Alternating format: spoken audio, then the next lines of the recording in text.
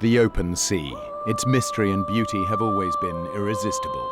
But when the ocean turns, it shows no mercy. Mayday! Mayday! This is the true story of 5 sailors shipwrecked in the Atlantic with no food and no water. We're gonna die! Every choice they make is life or death in these shark-infested seas.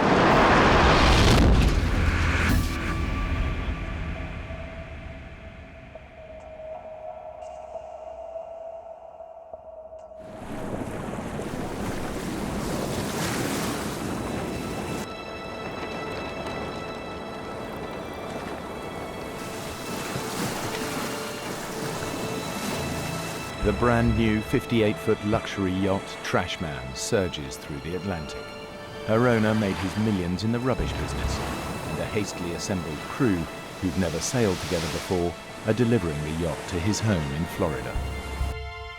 The 6-day voyage begins in Bar Harbor, Maine. The crew will sail 1,300 miles down the eastern seaboard of the United States to Fort Lauderdale.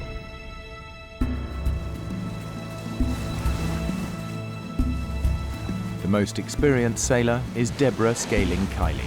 She's the first American woman to have completed the grueling Whitbread Around the World race. I love to sail because you're working with nature. There's another force, and you become one with that force. And I'm a junkie for it. I'm an adrenaline junkie. Debbie has been hired for the run by the yacht's skipper, John Lipoff. He was sort of that scraggly sailor look. It's running nicely now.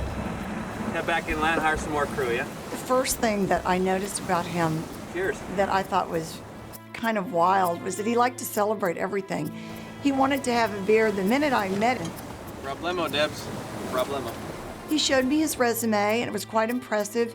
He had actually been on a boat called Black Knight, which was the committee boat for the America's Cup. And you know, to be the skipper of that boat, you can't be all bad. You got to be a pretty good boatman.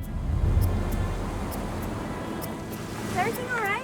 John's brought along his girlfriend, Meg Mooney. She's no sailor, just along for the ride and looking forward to parties, calm waters, and sunshine.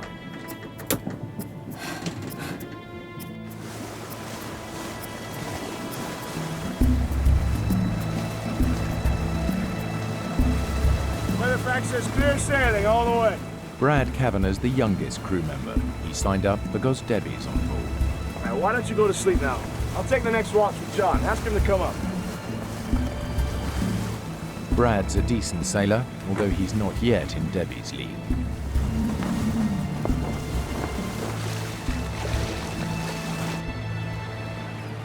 The Trashman heads inshore to Annapolis, Maryland, to pick up the final member of the 5-man crew, an English sailor who's a friend of Brad's. Debbie, this is Mark Adams. Hi. Debbie here did the last Whitbread. Is that right? That's right. I'm betting that your job, boys. I didn't like his condescending, chauvinistic attitude. Every minute that his mouth was moving, he was saying stuff just to be outrageous and to get people going. That was his MO. When we left Annapolis, I was in heaven. I was on the big version of my parents' boat with these nice new people heading to Fort Lauderdale, and I couldn't have been happier. There's something about pushing off and being back on the ocean. Everybody was getting along, and it was exciting.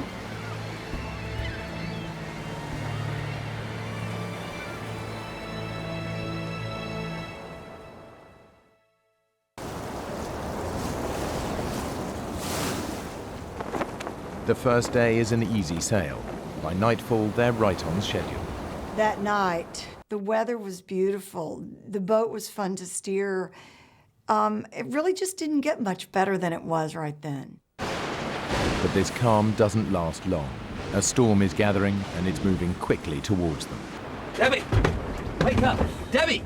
That was 4 hours? It's blowing a gale out there. Meg's falling. She's hurt, and we're taking on water. John! She's hurt real bad. Can you come take a look at her?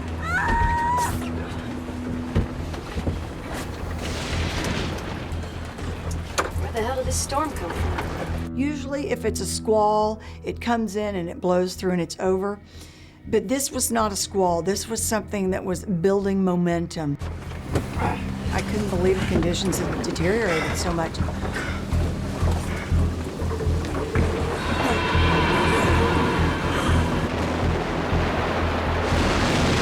Surfing down those waves, it was like a roller coaster. And it's like an elevator when it drops. This is why I got into sailing, Brad. Well, my mother sailed through a hurricane when I was in her belly, but I can honestly say that this kind of weather is not in my blood. Mark's up on deck just woo, howling at the wind, and obviously he's been drinking. Come on!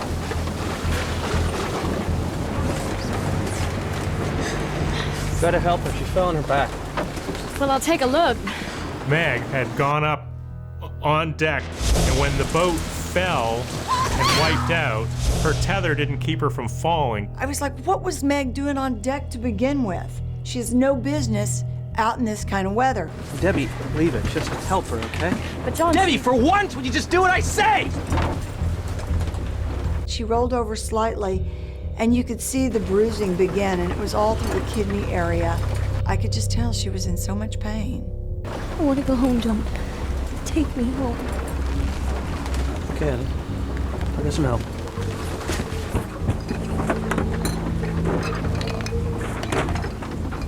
John discovered that he didn't have any charts to take him into this part of the coast.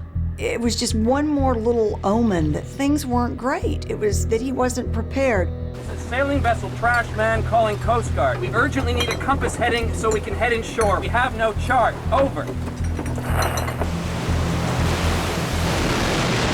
Brad and I went up on deck to take our next watch, and it was wildly out of control. The winds were gusting 50 miles per hour, and Mark's up on deck, and he is just wild. Are you out of your mind? We're in a gale and you're hammered! You're a bigger idiot than I thought! Still floating, isn't she?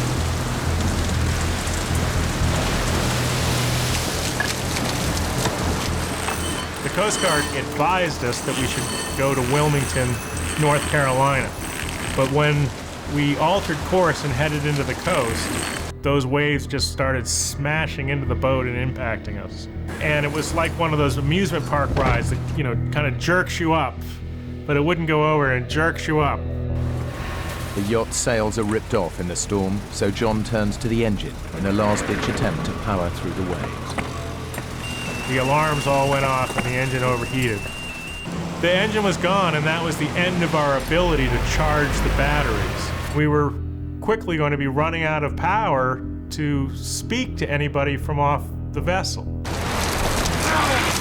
Now we had no engine, no sail, and we were just floating out there in the ocean. Not knowing what else to do, John makes a decision the others find hard to take. He radios for help. Yes, we're running on emergency power. We need assistance immediately. We're in trouble. Our engine is down. Our sails are damaged. We need immediate rescue. Over. Need rescuing. I'd never been on a boat that had requested assistance, and it was really odd for me because it was like giving up. But John's big issue there was getting Meg off the boat. You have no right calling the Coast Guard! He's a skipper, Mark! He called the shots, don't forget that! He was angry. You know, he believes that a sailor should be self-reliant and only that, you know, only wusses would call the Coast Guard. Roger that. 2 ships, Exxon, Huntington, and Gypsum King. 4 hours away. Since the 2 merchant vessels are the closest ships to the Trashman, the Coast Guard requests that they head towards the yacht to assist. Help is at last on its way. It gave us this false sense of security, and I think that's probably the kiss of death. They will rendezvous. Roger that. Over. Come in, please, Coast Guard. This is Trashman. Are you still there? Over. Anybody there? Anybody there? Over. Anybody? Anybody? Powerless, the yacht is battered by the enormous waves. But after 12 hours on watch and with help on its way, Debbie and Brad decide to get some rest. I crawled in. I was so exhausted. I can hear Mark whooping it up and howling at the wind. Woo! There was that brief moment. I thought, God, we ought to be on deck. And then I thought, you know what? It's not my problem now. I gotta get some sleep. But you really can't sleep in that situation. You can just try and rest, and having all that time on your hands, your mind can just take you all sorts of terrible, terrible places. I was lying there and feeling like the boat was going to break apart. Without sails or an engine, the yacht's almost impossible to steer. So Mark ties off the helm and heads down to sleep.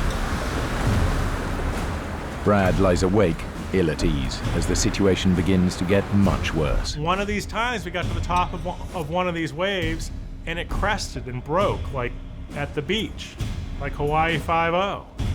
And the boat fell off the top. You know, we were in free fall. And then we impacted against the window. And the window just smashed out, and the water just poured in. Damn it! We gotta get out of here! Go, let's get out of here! Go! Here's the boat sinking, and we're scrambling to get to the deck, and I hear John over here going, Mayday! Anybody! Mayday! We're sinking! We're sunk! Anybody! and I get up on that deck, and it was just like a slow motion drink. I don't even know how to describe it. It was just gray, and it was crazy, and it was tumultuous. And I look around, and there is nothing. And we're going down, and we're going down fast.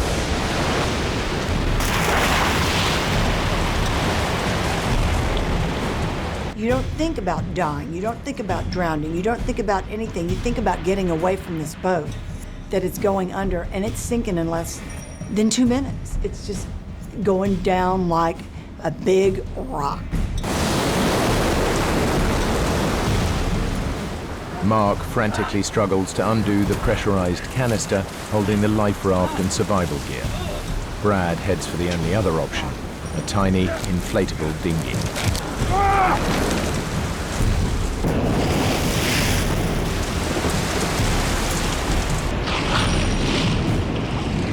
But I swam after the dinghy, kicking off my sea boots and my foul weather bottoms, thinking, my dad's gonna kill me.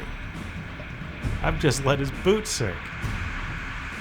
And then thoughts of my mother and how horrified she was gonna be, and how sad that when she learned that I had died there in the ocean.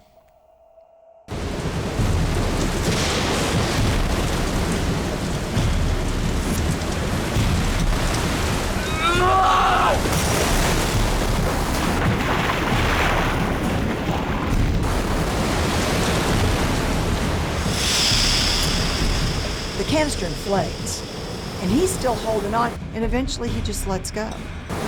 The life raft is blown away, and we weren't going to find it in the middle of the night. You managed to get anything from the yacht! Nothing! We're dead! Inside that life raft was everything that we needed to live, to survive what we were going through. It had an emergency beaconing device, which a plane could have picked up on, had water makers to make fresh water from salt water. Food, fish hooks, mirrors, signaling devices. It had rations, flares, first aid equipment. Perhaps had a radio even with it. And in that rubber Zodiac dinghy, we had absolutely nothing. Absolutely nothing. I'm so sorry I lost the life raft! Our chances for survival were 0.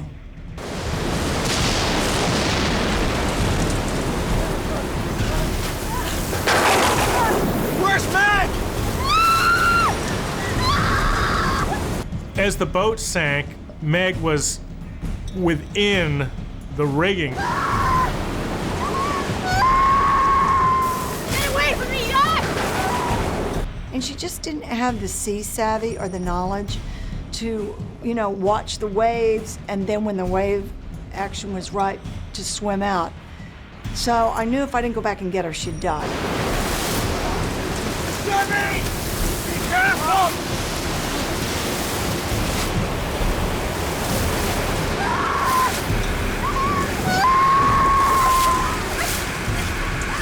Hey! You gotta keep your head, okay? Now!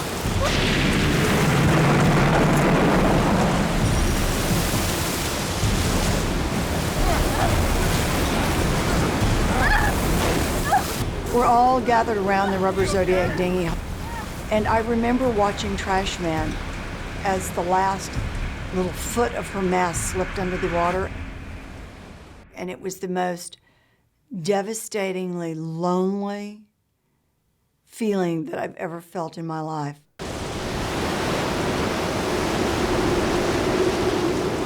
The Trashman went down in less than a minute. We're all gonna die! By not contacting the Coast Guard. You know, we were now half an hour late for our radio call. They should have been on the way. Cavalry rushing in. All we needed to do was stay afloat, and they'd find us.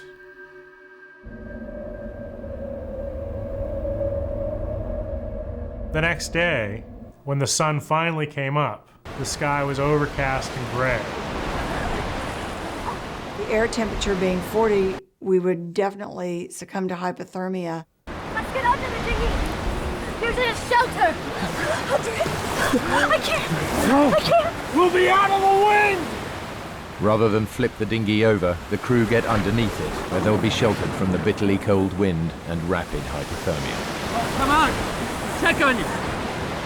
The sad thing was that Meg just couldn't participate. I think it was too painful for her.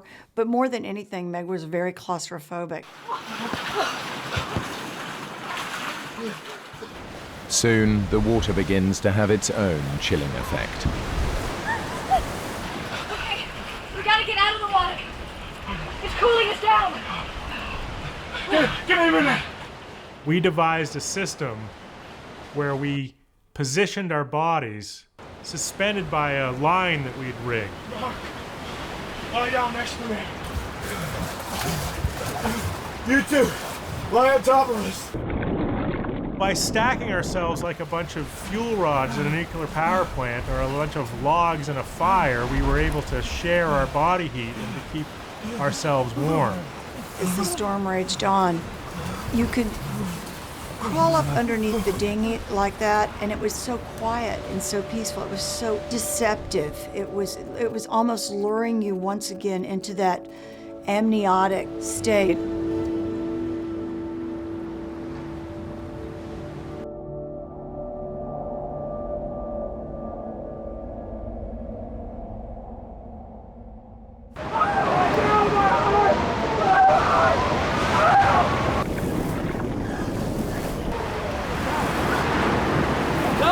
Help me! Help me! It's having a heart attack! Right! Call 911!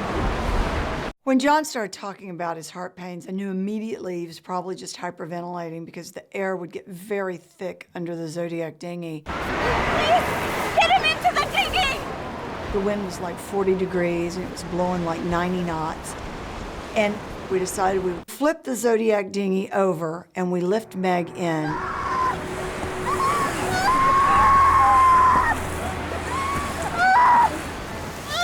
I was horrified at her wounds. The wire in the rigging had cut almost all the way to the bone, and she had huge gaping wounds on her legs. It was heartbreaking. Just those wounds alone were a death sentence. It's too bloody cold out here. Let's turn it back over. We're gonna freeze to death. Look, man, you want to go back in the water and help yourself. There's a whole ocean out there.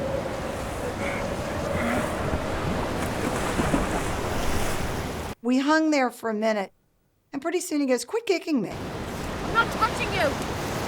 You did it again! Cut it out! What are you talking about? I'm not kicking you!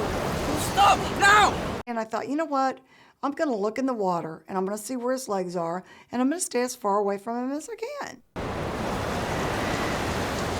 And it was the most eerie sensation. And I noticed these like torpedo-shaped bodies, and I thought, fish. And then all of a sudden one came really close, and I realized it was like hundreds of sharks. They were everywhere.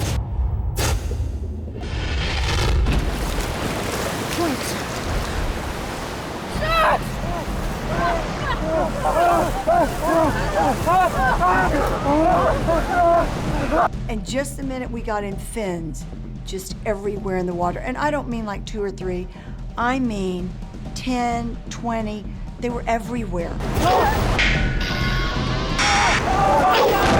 Every shark in the ocean! I've never seen so many sharks in my life, not in my entire trip around the world. It was the most frightening feeling I've ever felt. To this day, I don't know why the sharks didn't attack us that night, with all of us treading water, with Meg's legs bleeding. Mark, I'm warning you! Do not hit a single shark with that! Are you out of your mind? What do you think? What? You're gonna calm them down? Give me that! Our biggest threat was not just the coal, but a wave breaking underneath us and flipping the Zodiac over and dumping us back into the shark-infested water. So what we had to do is devise a system to try to slow the little rubber Zodiac down. Hey, Debbie, do you think maybe we can make a sea anchor out of this thing? Stabilize this tub?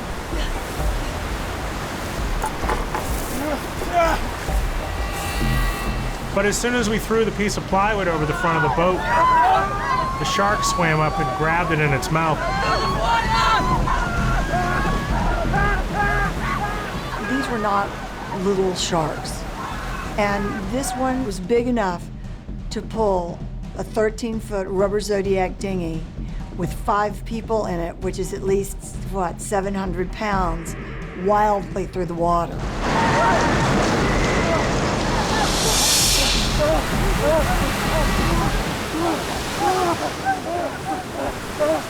By nightfall, the storms died down, but the sharks are still out there.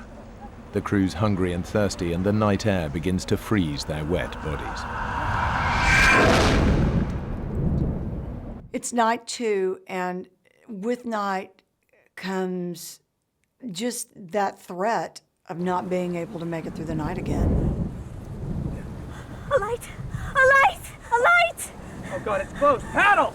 At first, when you see the light, you just are so excited you can't stand yourself. They're coming to rescue you. And then you realize the reality of the situation is it's pitch black. You're in the middle of the Atlantic Ocean, and nobody can see anything. If I can't make eye contact with someone on that ship, I'm not close enough. And I just think that paddling towards it is a huge waste of my energy, and I haven't eaten anything in 2 days. And I don't want to expend my energy when I'm freezing all the time to do this.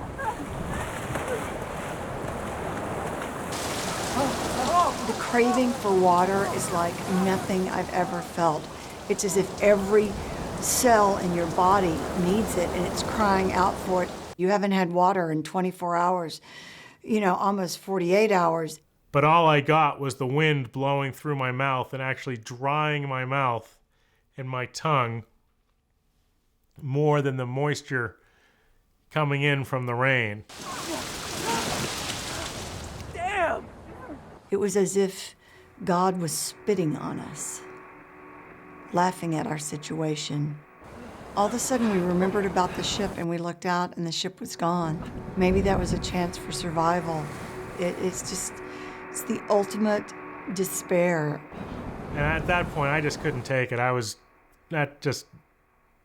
I felt that I was being teased by the environment, and by the powers that be.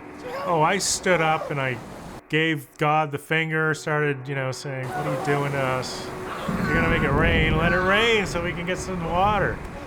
The last thing you wanted to do is curse God, because that was about the only chance we had for survival. I don't want to die. The ship has gone, but some unwanted guests refuse to leave. There was always a fin somewhere. They were always bumping into the raft and pushing us around. Then they'd go away for a while, and just about the time you think that they'd gone away, they came back again. The situation was going from bad to worse to nightmarish. Day 3, and the crew of the Trashman are still adrift in the Atlantic, suffering from dehydration, infection, and the fear that they'll never be found. Well, we were starting to get very frustrated with the Coast Guard because without food and water, we were really starting to suffer.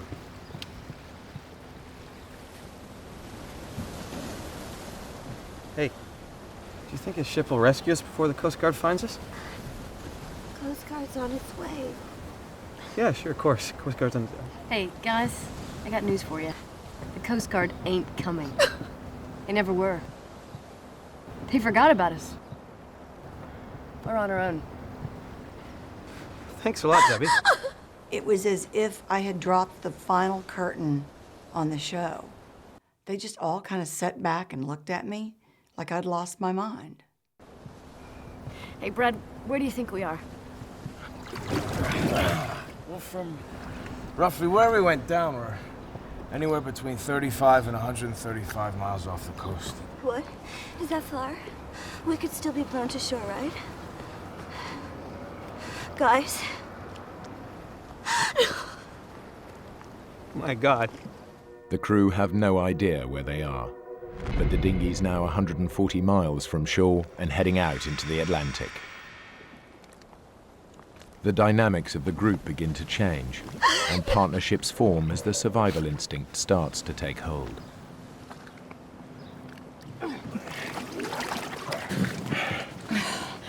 What are we gonna do? I don't know. I'm so sorry I cut you into this.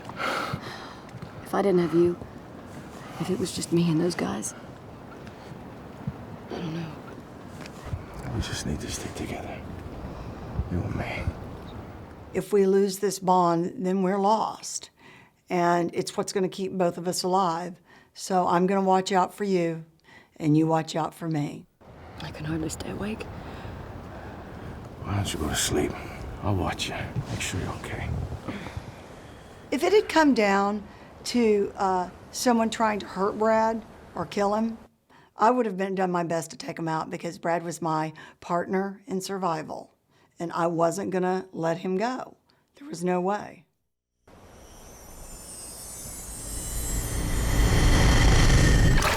The bottom of the boat was fetid. It had a mixture of urine and blood and pus.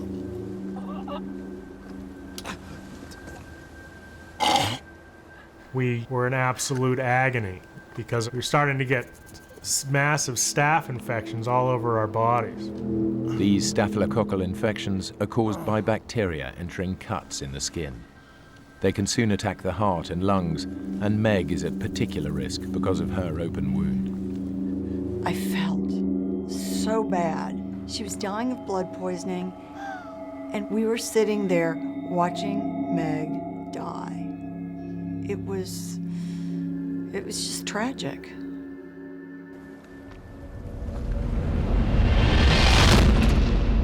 Night 3, with all the infection coming on, and the starvation setting in, we all were getting very delirious.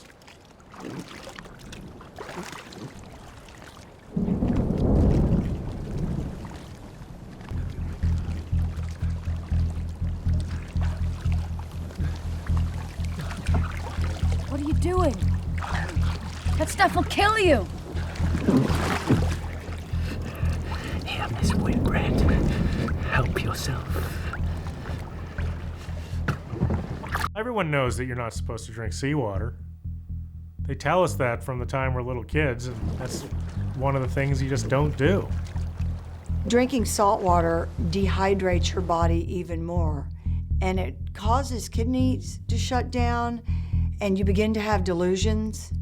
And ultimately, if you drink salt water, it will kill you if you don't kill yourself first from the delusions. I didn't really know how long it would be before we saw the effects of the salt water, but it stood to reason to me that it would be probably, 7 hours or so. And I was right. It didn't take all that long.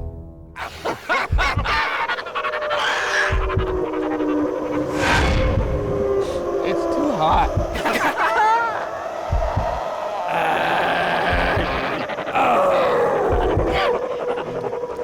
Where's everybody?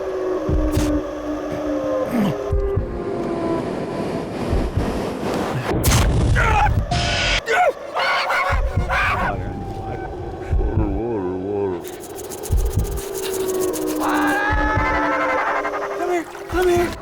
Come to Johnny.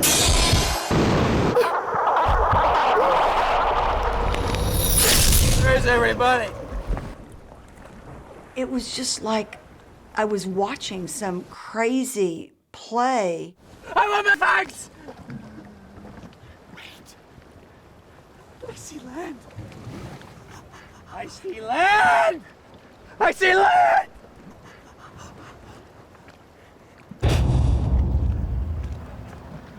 It's right there, man. You see it? It's right there in front of us. We're just off Falmouth, Meg. We'll go to the hospital where my mom works. She'll take care of us. We're in the middle of the Atlantic Ocean. We're nowhere near Falmouth. That's total crap, man! It's over there.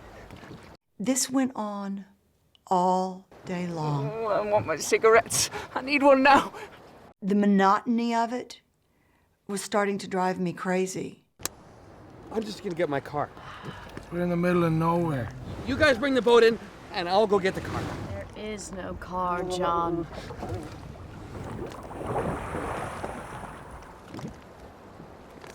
There it is. I see it. I'm just gonna get the car. And then all of a sudden, he jumps off the side of the boat. John. And we're like, where the are you going? There is no land, there is no Falmouth, and there are a lot of sharks out there. You need to come back. Get back in the boat, John. John, go back in the boat. Get back in the boat, John. He's coming back. Brad, do something. I can't. I don't have the energy, Debbie. Look how far away he is. There's just physically not enough strength in me to force him not to go.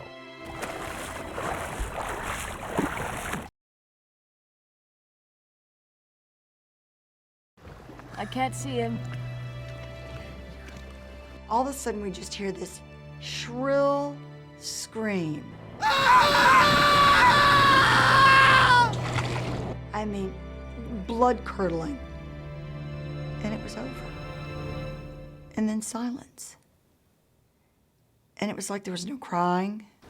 There was no nothing. Meg just said, He's gone.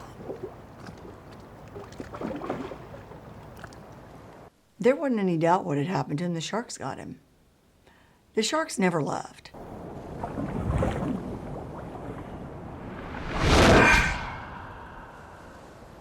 I was angry with him because I really felt that I would get a lot of credit for surviving and having everyone survive. I looked forward and relished the thought of being heroic. And there's nothing heroic in what I had done in this instance, which was stand by while John swam off to meet the shark.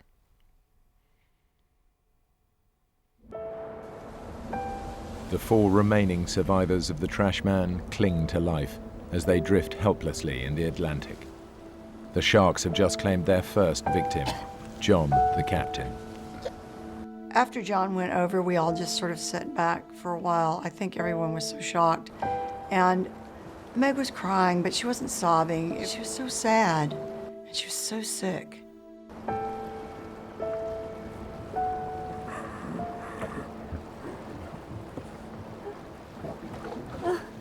Hey, gorgeous. I know how to make you feel better. Take your mind off John. Promise. He says, "Hey, lady, I think it's about time you and me had sex." And that just like, hit me over the head with a 2x4, and I woke up Brad, and Brad. We've got to stop this. Hey, let's just see how she deals with it.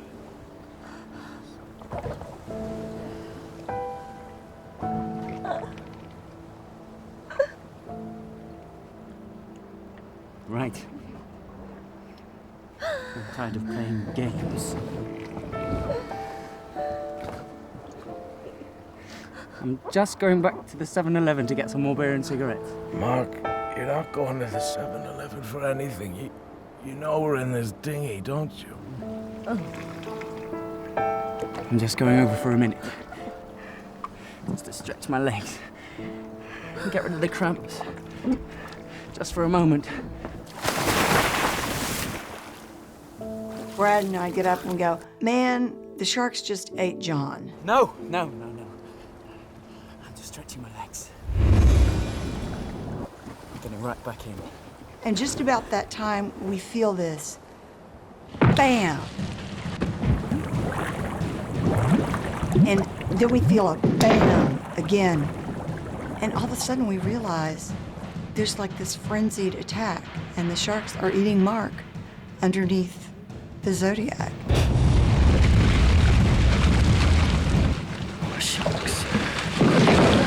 It was, without a doubt, the most horrifying moment of my entire life.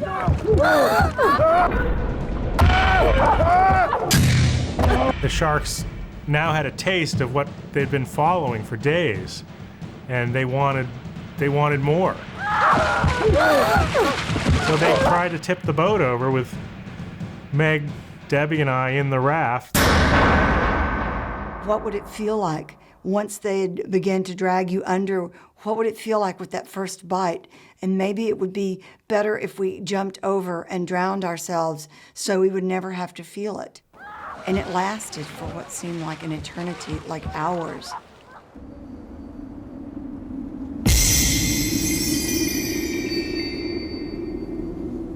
That night, I remember waking up and looking up, and there were stars everywhere. It was like a starry night. And then I began to hear Meg moan in the dinghy.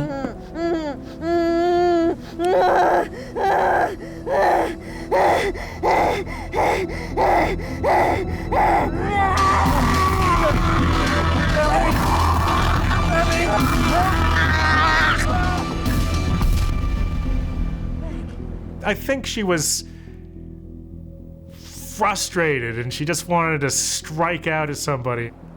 I mean, John really did her a dirty trick, leaving her there in the raft. It was really weird. She took her hands and started moving them in the air like a Spanish dancer, like she was in completely some other world. And then, out of the blue, she just started talking. What did she say? I don't know. And it all of a sudden became very clear to me that Meg was speaking in tongues. She's dying, isn't she? She was dying. She was really close to death.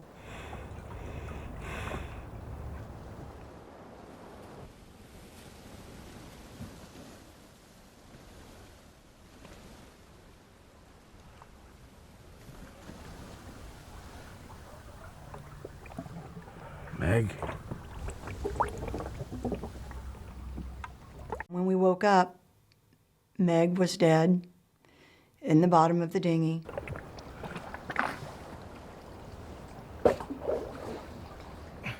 All that fetid mixture that was left over from the seaweed and the urine and the pus and... Debbie. Should we eat her?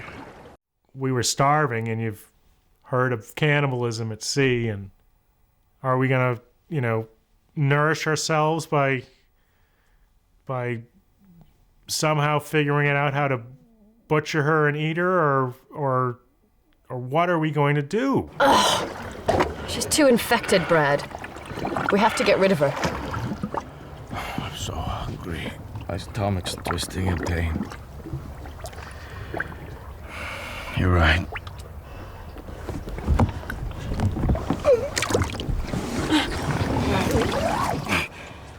And so we decided that we would take off her shirt and all of her jewelry so that we could give those to her family.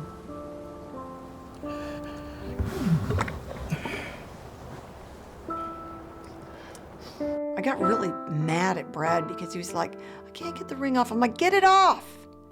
It's not like you're gonna hurt her. Just take it off and get it off.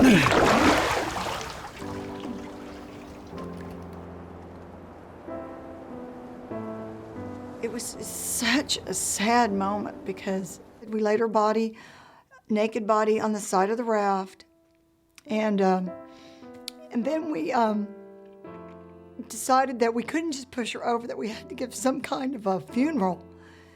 And so we said the Lord's Prayer and Psalm 23, and then we just gently pushed her body overboard.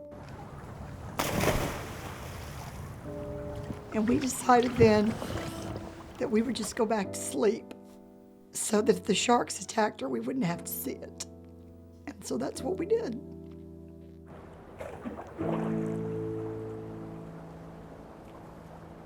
People can argue that it was a physical thing that killed Meg, but I think it was John abandoning her and making her despair that killed Meg.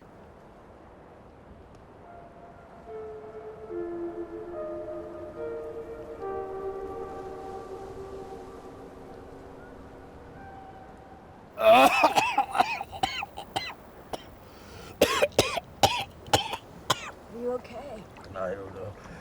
I've been retching ever since I woke up. It's the water in the bottom. Meg's died in it. It's making you ill. The sun's only making it worse. We gotta wash the dinghy out. I can't. I don't have the energy. Yes, you do. We're turning this thing over right now. What about the sharks? I haven't seen sharks for hours. Come on, Brad. Don't give up on me. And it really scared me because I did not want to have to live in that life raft, in that little rubber Zodiac dinghy, alone. I gave it a few good pops and I almost got the boat over, and then I lost my grip on the line and I fell over the side of the boat.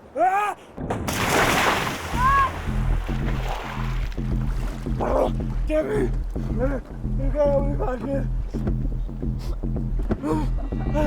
And this time I don't have the strength to get myself back into the boat.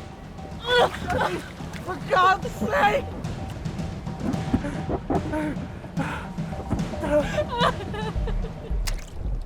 I sobbed. I felt like I had just doomed Brad to death. If the sharks showed up, we were screwed. And I just went on and I just burst into tears and I fell back against the seat and I couldn't do it. I could give a crap about what Debbie's thinking this time. She's just sitting there being completely useless and I'm still alive and she won't help me climb in the raft. For God's sake! She's finding it impossible to help me to climb into the raft. And I don't know what's on her mind, but she's not thinking straight. It was life and death, and I pulled myself into the boat while she sat 3 feet away from me just crying.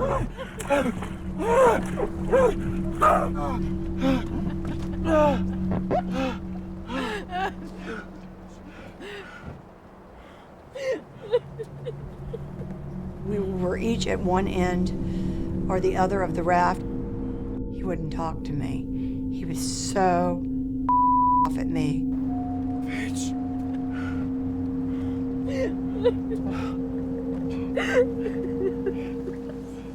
I'm so sorry, Brad. I just want to relax because of all this death that's been happening for the past 12, 15 hours. And as soon as I take a break, I look at the horizon and there's a ship coming straight at us. Debbie. I'm gonna make it up to you. Let's catch fish. We're going to survive. Debbie, there's your ship. I had heard it was a ship so many times. I just didn't. Big deal. It's a ship. They're not going to see us. Turn around. Look how close it is. And I turned around, and it was amazing. And the ship came by, and it went by, and a guy walked out on the wing bridge and looked down on us, and I looked at him, and he looked at me, and I waved at him, and he waved at me, and next thing I knew, there wasn't just one person that came out, but there were like 5, 6 people. They were all coming out. They threw all their life-saving equipment out at us, and Debbie jumps off the boat, and I'm like, God damn it. You know, don't leave your friend Brad here all alone. What? No goodbyes? Nothing?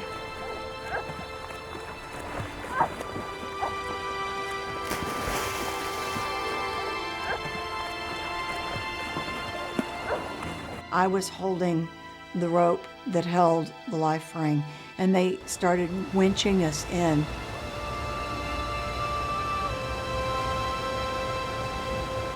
And then a big sailor picked us both up. And when they finally hand me off to the last guy, he just gently lays me on the deck, and I realized that they were Russian.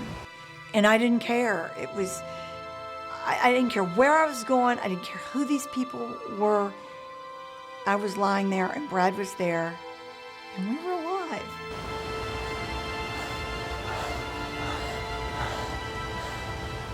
These guys did a fantastic job getting us on board the vessel, and oh, it was just so great. I mean, the whole thing was just so great. That was just wonderful. And then, you know, but it was just the start of our journey back to life. There's never a day that you're more thankful for life than the day you almost die.